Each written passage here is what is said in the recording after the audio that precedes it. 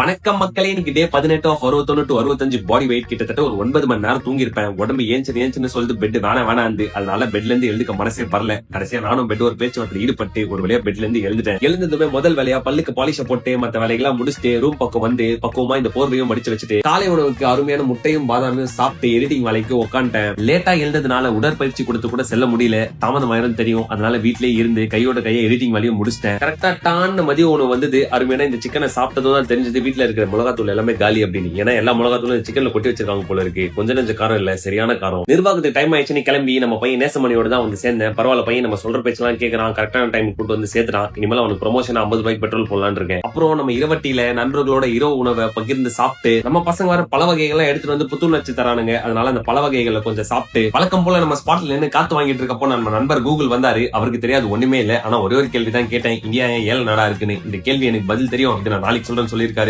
கண்டிப்பா நாளைக்கு சொல்றாரு மக்களே, என்னன்னு பாப்போம். இவனுங்க பல வகைகள் எடுத்து வந்து நம்மள ரொம்ப டெம்ப் பண்ணி விட்டாங்க. அதனால சரியான பசி எடுத்துருச்சு. அதனால போய் பல வகைகளை சாப்பிட்டு நிர்வாக டைம் முடிஞ்சது, மணி அடிச்சிட்டாங்க. அதனால அங்கிருந்து கிளம்பிட்டேன். வீட்டுக்கு வந்து குளிர் சாதனை பெட்டி ஓபன் பண்ணதும் முட்டையை மூட்டையில வாங்கி வச்சிருவாங்க போல இருக்கு. அவ்வளவு முட்டை பார்த்தோன்னே சரியான சந்தோஷம். போடுறா பிரெட் ஆம்லெட்னு சொல்லி அருமையா 3 முட்டையை கலக்கி பிரெட் ஆம்லெட் போட்டேன். பார்த்தாலே தெரியல பிரெட் ஆம்லெட் என் ஸ்கில் எவ்வளவு இம்ப்ரூவ் ஆயிருக்கு அப்படின்னு. கடைசியா போட்ட பிரெட் ஆம்லெட்டை சாப்பிட்டு இன்னைக்கு கடையை சாத்திட்டு நாளை முடிச்சிட்ட மக்களை அடுத்த வீடியோவில் சந்திப்போம். கதையில கரெக்டா இருப்போம். பாய் பாய்.